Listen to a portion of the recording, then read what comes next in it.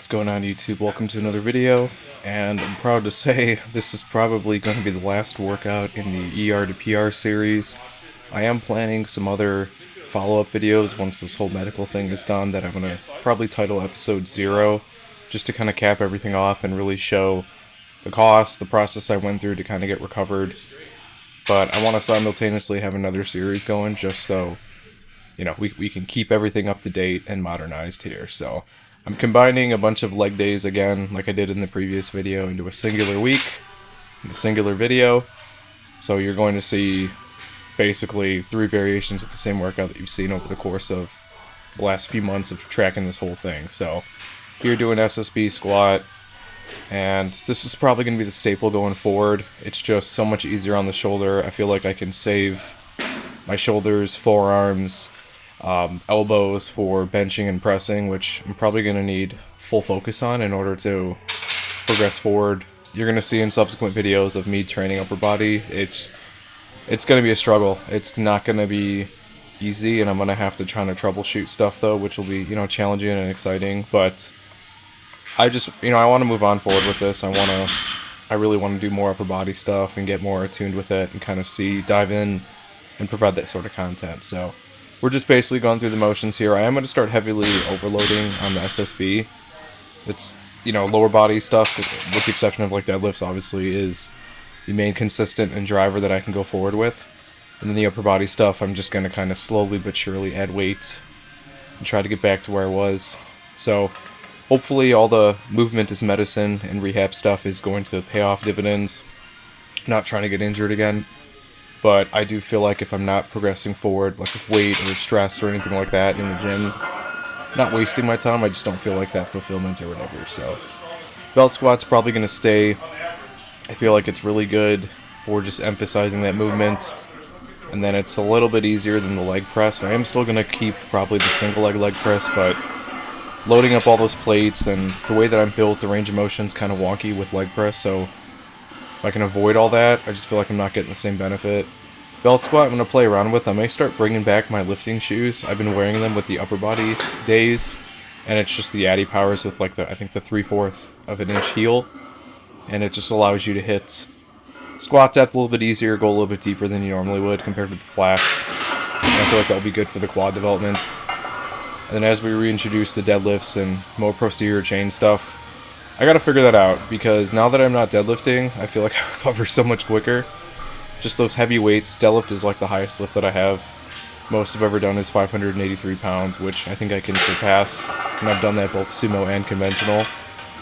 But it's the recovery that's the problem, because it just takes so much out of you, it creates a lot of tightness if you're not watching your body. And I honestly thought squatting 3 times a week was just going to entirely wreck my lower body, but that hasn't been the case. And I feel like that's a result of me, watching my programming, making sure I'm not overshooting, and a lot of that is just coming from the injury, just to make sure everything kind of feels good, and just being responsible with essentially everything that I'm doing to make sure that, we're not putting ourselves in a position to get injured again. But I am learning with these movements, like the way that they work in like a synergy. The belt squat is a great assistance for any sort of squat or any sort of lower body movement. It's hard to emulate a squat without doing a squat, and you don't have to overload the spine here. I was finding with a straight barbell or any sort of traditional Olympic barbell, I was crushing my shoulders, my back, my wrists, my forearms. It was just, my body was telling me not to do it, and I think that contributed to the bicep tendon tear. And I just kept pushing, because all the years that I've been training, I've always squatted. It's been a staple. It's been the first movement I've ever done on leg day. And not every gym has an SSB, but now that I have access to it, it makes sense. So, like I said before, unilateral leg press I'm definitely keeping. I really feel like I can slow stuff down, and I can kind of get that overload per leg, and it works seamlessly with the rest of the workout. Obviously there's other variations I wish I could do. I wish we could have like a hack squat so I could get to that range of motion, or like a pendulum squat or something just different. There's a lot of new technology out there that's pretty cool, so you don't have to just barbell squat anymore, and that used to be the staple just because a lot of gyms didn't have access to a quality machine, a pendulum squat, hack squat, leg press, Smith machine, anything like that. So That should be something that you would think about when you're joining a gym. I joined this gym because I was mainly focused on the powerlifting stuff, and I really liked barbells and free weights, and I was able to work around it. And it tends to keep certain clientele of people out who don't want to do the strength stuff and just want to do the bodybuilding stuff, which, now that I'm getting older, and the powerlifting stuff is still fun and everything, but I just feel like it's safer. I've already built the base that I've got. Honestly, I'm not sure what else is left to build, honestly, but I enjoy the training process, so, like, picking on new exercises to do and, like, seeing where I can take them is always fun. A lot of these are pretty standard exercises you're going to see in every gym. Leg extension. You could do other stuff like Bulgarian split squats, half squats, any sort of squat that, becomes a unilateral movement, but ultimately, for me, it's about longevity. For me, it's about keeping it interesting. I like choosing a new exercise, slowly overloading it, see where it goes, decide if I want to do it. Everything works in a synergy, like I said, it carries over. I'm not too worried about my deadlift strength because I am still squatting. So ultimately, it's just about acclimating myself to the weight, getting confident again with everything. And I mentioned before in other videos, the left arm is the overhand, not the underhand on my deadlift. And I did not tear my bicep tendon on the deadlift. I tore it on a log because I was out of position, which will be in that episode 0 of the ER to PR series when I finish all this whole thing. But there's another wrinkle in my recovery right now, though, that I didn't anticipate for, and I'm not looking forward to, but I think it's important to kind of mention that because it's an aspect I don't think a lot of people would consider. They consider, okay, basically you've torn it, you get the referral, you go into recovery, you get your surgery, get your recovery again after that surgery, and then it's basically just a waiting game to come back to, performance, maybe go to PT and kind of go from there. But there's another wrinkle in my part that I think will be interesting to share, that people should be aware of. Like this whole U.S. healthcare system is absolutely ridiculous, where you have to go to all these different specialists for anything. And I'll kind of explain that in the video when I do decide to make it. That one will probably be lengthy, and I'll probably be talking a lot on that. But I think it's important for people to see what can happen, because I was finding no resources when I was, looking up stuff. I was going off word of mouth from other friends, and I kind of discovered it on my own. And usually when you take the path that's not the most efficient, you end up spending a lot more money than you normally would have. So that's important. Finances are the most important thing in this world. If you're unable to pay your bills and take care of things, you can't do the things that you enjoy. So, I kind of want to emphasize that as well too. Play stuff safe, try to be financially helpful and healthy, as well as physically healthy and helpful. So I'm hoping that's what these videos do. Again, none of this is to show off with lifting or whatever. It's to show you a process, an ongoing process. And really, I really wanted to create these YouTube series just to have like a record of what I've done. So like when I get older, and kind of reminisce on and see where I've been, kind of like a whole movies aspect. That used to be a thing like in the early 90s and 2000s, where people would film like birthdays and everything and family events with like the old school VHS, kind of camcorder. Now everything's on phones and cloud storage and stuff, but I don't think a lot of people look back on stuff like that. And having the high quality, well filmed content, I think, is important. That allows for transferring, keeping things longer. So kind of a random rant as to kind of what spurred all this, but I like videography and filming, and so it just kind of worked together. But content is only as interesting as the content that you're making. So if people find value in it, they will watch it. And I'm hoping that there's this demographic or a niche of people that are going to find it useful. I'm going to keep posting regardless, because just what I like to do, it's my passion. It feels almost automatic and autonomous at this point. I don't have to think about it. Naturally, when I throw my camera into a bag, that's part of my like workout process. It's the same thing as like taking a pre-workout, right? Pre-workout. Set up my stuff, film my stuff, and kind of go from there. So, so if it's a hobby and something you enjoy and they work really well, there's a synergy between them, then do them. It will keep you in the gym longer and keep you healthy. And then when you trip over stones and make mistakes and end up in positions you didn't think you're in, it's about recovery and coming out of it. And I think filming that's super useful. I think that's probably the most important aspect of life, is like help different people deal with different situations, because everyone's going to be slightly different. but falling on the experiences and resources of other people is super important too. So after that existential little lecture, I am removing Bulgarian split squats from this training program. I tried them for a bit, and it was just, I think I have a lot of unilateral work to do that I need to work on, and it was just getting me inconsistent, like muscle soreness and pain in the quad that I didn't really like. And I do have a pre-existing injury from wrestling in high school that can act up, so I have to be careful with what I choose just for longevity's sake. So I gave them a shot. I figured I'd throw in some variety, and I mean, they're not a bad exercise. Everyone's anatomy is a little bit different. So, choose what you will. Enjoy the exercises you're going to do and that are going to keep you in the gym.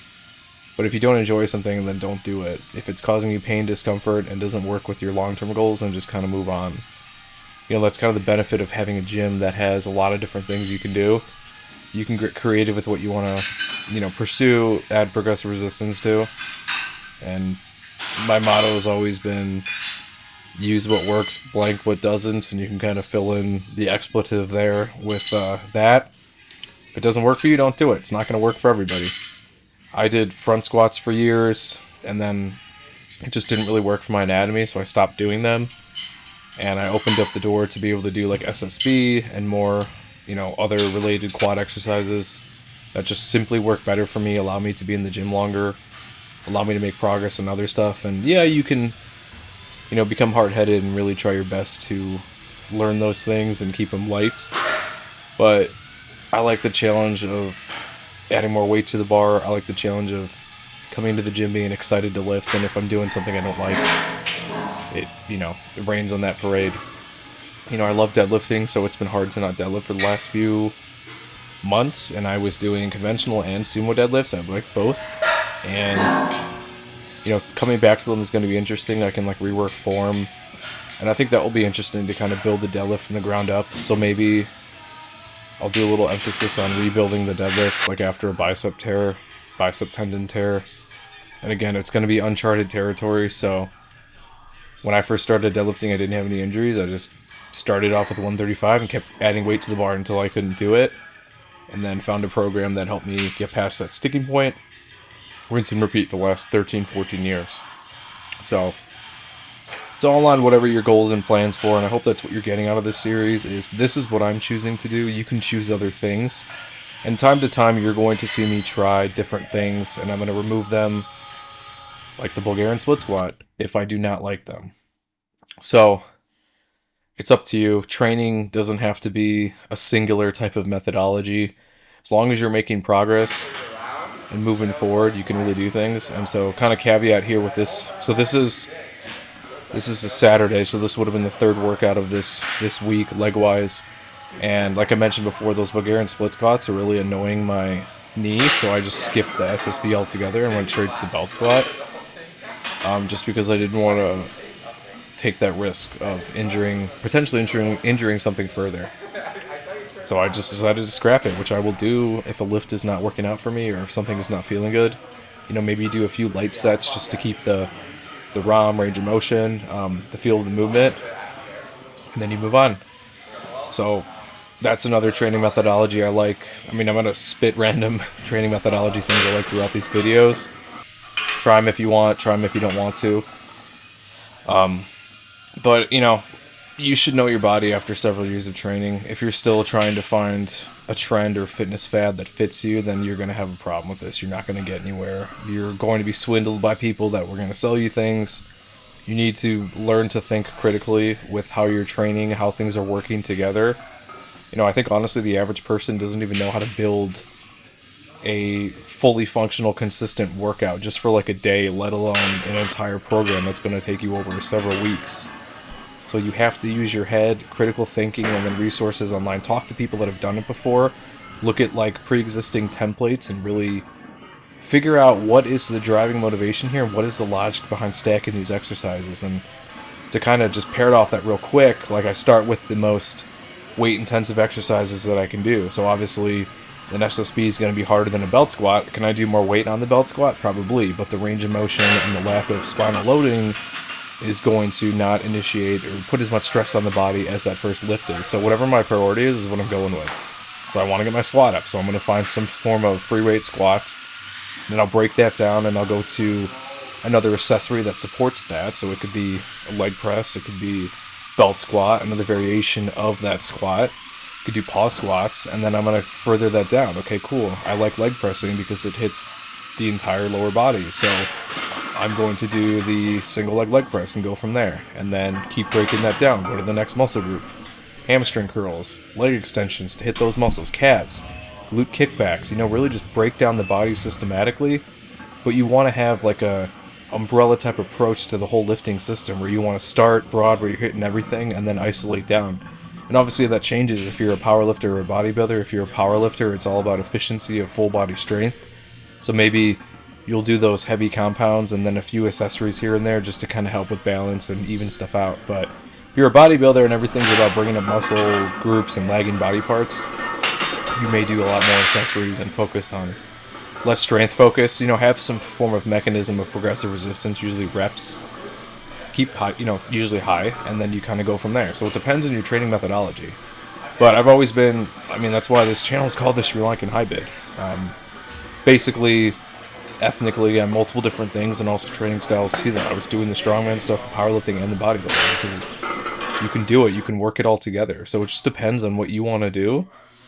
And you don't have to be locked in. You can try different things. As long as you're recovering, not injured, then you're doing fine.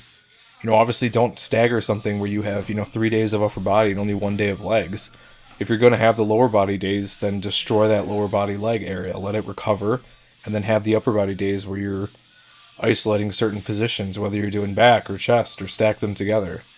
So it depends on your recovery and what you can handle, but as I mentioned before in other videos, you should be able to progressively add resistance to your own endurance too, though.